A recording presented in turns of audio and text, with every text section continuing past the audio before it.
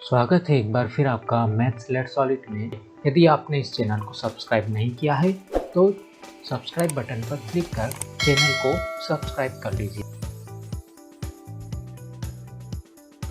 दोस्तों, पिछले वीडियो में हमने द्विघात बहुपद के गुणनखंड की दो स्थितियां देखी थी। वो दो स्थितियां थी कि इस उदाहरण के अंदर x² + 7x + 10 और x² - 7x + 10, जब यहाँ पर प्लस का चिन्ह था दोनों ही स्थितियों के अंदर, और एक स्थिति में यहाँ प्लस था और दूसरी स्थिति में यहाँ पर माइनस था, तो इनके गुणनखंड हमने किस प्रकार प्राप्त हुए थे ये हमने देखा था। आज के वीडियो में हम इसकी दो अन्य स्थितियाँ और जानने वाले हैं।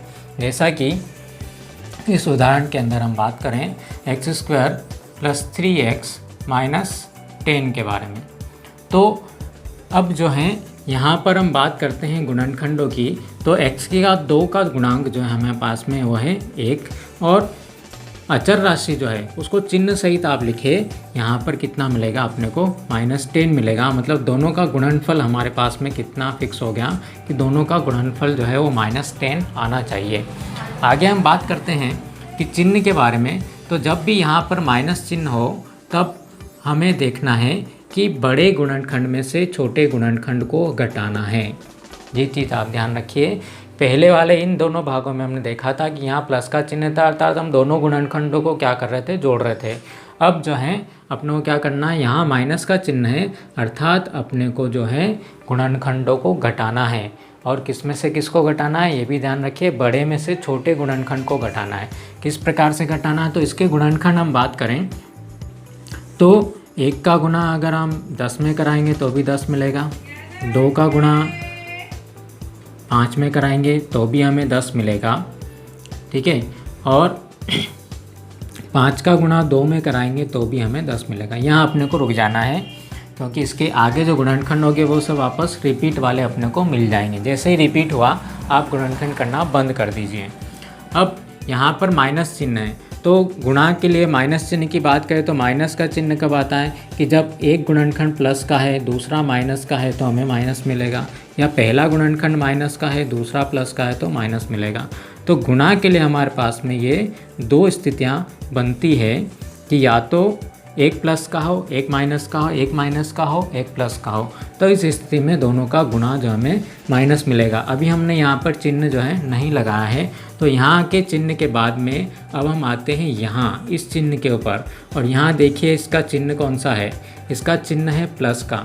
इसका चिन्ह प्लस होने का मतलब है कि हमारे पास में ये तो तय है कि एक गुणनखंड प्लस का है और दूसरा गुणनखंड माइनस का है, और यहाँ पर प्लस चिन्ह का मतलब ये हुआ कि हमारा जो बड़ा गुणनखंड है वो प्लस का है और छोटा जो गुणनखंड है वो कैसा है, माइनस का है। तो यहाँ पर हम देखते हैं बड़ा गुणनखंड, तो इसके आगे हम प्लस चिन्ह लगा दें और इसके आगे हम माइनस चिन्ह लगा दें। अब देखिए आप 5 में से 2 हम घटाएंगे तो कितना मिल जाएगा आपको, +3 मिल जाएगा, +5 - 2 +3 मिल जाएगा। और दोनों का जो गुणा अगर आप करवाएंगे तो अपने को कितना मिलेगा, -10 मिल जाएगा। अर्थात हम इन दोनों गुणनखंडों के लिए ये स्थिति जो हमारे लिए जो है उचित है। यहाँ पर भी आप चाहें तो, क्योंकि -10 हमारा फिक्स होना चाहिए, इसलिए आप चाहें तो यहाँ पर भी माइनस लगा दें और यहाँ पर भी माइनस लगा दें, गुणनखंड का हमारा जो है काम जो है सही हो जाए। तो यहाँ पर हम जब इसके 2 टुकड़े करने जा रहे हैं, इसका मतलब ये है कि यहाँ पर हमारे पास में माइनस चिन्ह है, तो एक गुणनखंड प्लस का हो सकता है और दूसरा जो है वो माइनस का हो सकता है, या फिर एक माइनस का और एक प्लस का। उसके बाद में हम कहाँ पर आए, इस चिन्ह पर आए हैं। तो यहाँ पर जो चिन्ह कौन सा है, प्लस का चिन्ह है, वो बड़ा गुणनखंड हम आगे लिख रहे हैं, इसलिए ये माइनस वाली जो दूसरी वाली संभावना है वो ख़त्म हो गई। तो हम इन दो गुणनखंडों को इस प्रकार से जमा लेते हैं कि +5x चिन्ह के साथ लिख लीजिए, +5x - 2x - 10। हमारे पास में 4 पद हो गए, 2 के समूह बना लीजिए। इन दोनों में कॉमन क्या है, हमारे पास में x कॉमन है, यहाँ से x कॉमन लिया हमने तो x मिला +5, क्योंकि x हमने बाहर कॉमन ले लिया। अब अगले कोष्ठक में भी हमारे पास में कितना आना चाहिए, x +5 आना चाहिए। तो उसके लिए जो चिन्ह है उसी को आप यहाँ पर लगा दीजिए माइनस, और यहाँ पर कॉमन ले लीजिए किसको, 2 को। दोनों में जो है 2 कॉमन मिल जाएगा हमें। यहाँ से हमने 2 कॉमन ले लिया तो 2 से भाग लगाएं तो हमें सिर्फ मिलेगा x, और आपने माइनस और ये माइनस दोनों में से ये माइनस हमने कॉमन ले लिया है यहाँ पर, तो यहाँ पर कौन सा चिन्ह लगाएंगे, अब आप प्लस चिन्ह लगाएंगे, क्योंकि फिर आप गुणा करवा कर कोष्ठक को खोलेंगे तो -2x तो आपको मिल गया और प्लस माइनस -10 आपको मिल जाए। उसके लिए हम यहाँ पर 2 पंजे 10 x + 5, ये ऊपर वाली स्टेप हम इससे चेक कर सकते हैं ताकि चिन्ह की गलती होने की संभावना पूरी तरीके से ख़त्म हो जाए। यहाँ पर फिर हम देखते हैं कि x + 5 और x + 5 दोनों में कॉमन है, तो x + 5 को फिर कॉमन लिया हमने, तो यहाँ से मिला हमें x और -2, तो इसके 2 गुणनखंड हमको प्राप्त हो गए हैं, x + 5 और x - 2।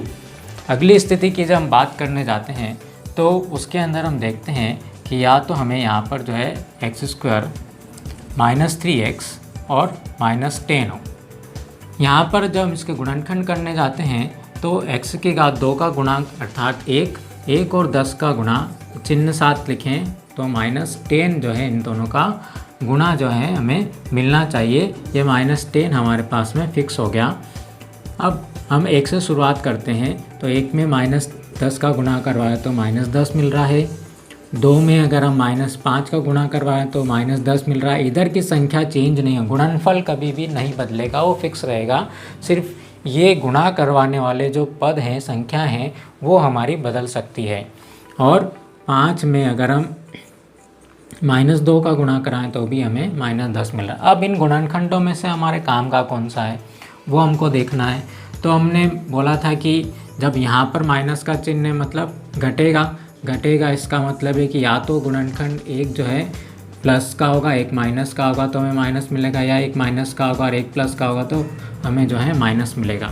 तो इसके 2 गुणनखंड हमको इस तरीके से लिखना है कि हमें क्या मिल जाए, उसमें से -3 जो है प्राप्त हो जाए। हम इस चिन्ह की बात हमारी हो गई कि दोनों गुणनखंड जो होंगे वो एक तो प्लस का होगा और एक माइनस का होगा। फिर इस चिन्ह पर अगर हम आते हैं तो इसमें हम बात करें तो यहाँ माइनस चिन्ह है। माइनस चिन्ह होने का मतलब है कि माइनस वाला जो गुणनखंड है वो बड़ा है, अर्थात हमारा पहला गुणनखंड माइनस का होगा और दूसरा गुणनखंड जो है प्लस का होगा।